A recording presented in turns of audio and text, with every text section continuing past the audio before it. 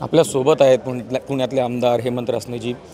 रासनेसाहेब, आजचा अधिवेशनाचा चौथा दिवस आहे. पुण्याच्या विकासाबाबत किंवा पुण्याची किंवा आपण जसं पाहिलं पश्चिम महाराष्ट्रातले कशा प्रकारच्या प्रश्नांवरती अधिवेशनामध्ये चर्चा होती? आता आजपासून साधारण काही विभागावाईज चर्चा होतील. पहिले जे 2 दिवस होते त्याच्यात औचित्याचा मुद्दा होता, पॉईंट ऑफ इन्फॉर्मेशन होते, काही विधेयक होते आणि काही परिचय वगैरे असे साधारण हे झाले.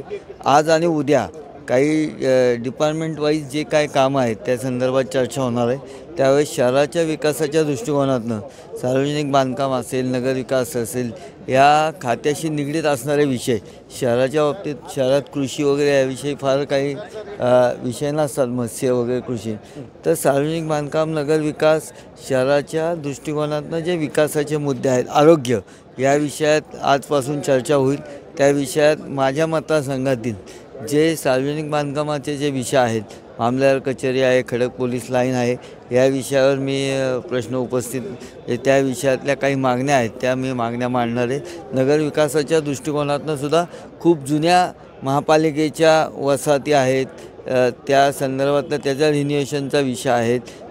त्यानंतर शहरातील ट्रॅफिकचा विषय असेल, कचऱ्याचा, आरोग्याचा विषय, या संदर्भातले जे काही मुद्दे आहेत ते या ठिकाणी उपस्थित करणार आहे. आणि सकारात्मक मुख्यमंत्री साहेब महोदय हे गतिमान मुख्यमंत्री असल्यामुळे आम्हाला विश्वास आहे की शहराचा जो चेहरामोहरा आहे, शहराला जे अपेक्षित आहे त्या गोष्टी आम्ही या पंचवार्षिकमध्ये नक्की देण्याचा प्रयत्न करू. आपण जर की पाहिलं पुण्याचे काही व्हिडिओज, काही घटना जे ते व्हायरल होतात, त्यामध्ये हिट अँड रन पकडा तुम्ही, किंवा पुण्याचा जो सगळ्यात सेन्सिटिव्ह मुद्दा आहे तो एक कोयता गँगचा. पहिल्या आधी जे आपले CP होते अमिताभ गुप्ता होते, त्याच्यानंतर आता अमितेश कुमार जे आहेत ते CP आहेत. कोयता गँगवरती का बरं नियंत्रण ठेवण्यात येत नाही आहे? नाही, एक तर मुळात आता पुणे शहरामध्ये प्रचंड मोठ्या प्रमाणात ही लोकसंख्या वाढत आहेत. शहरात सगळ्या बाजूनी लोकांची गर्दी वाढली, मोठ्या प्रमाणात शहर वाढलेलं आहे. त्या मानाने कायदा सुव्यवस्था राखण्याकरता पोलिसांचा अतिशय चांगल्या कसोशीने प्रयत्न, शासन त्या पद्धतीने प्रयत्न करत आहे.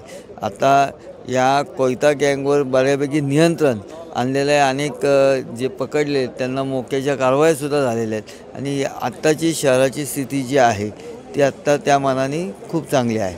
खूप खूप धन्यवाद. हे होते आपल्यासोबत कसब्याचे आमदार हेमंत रासनेजी. व्हिडिओ जर्नलिस्ट सम्राट गोटेकरसोबत धवल बोलप, देशोन्नती, नागपूर.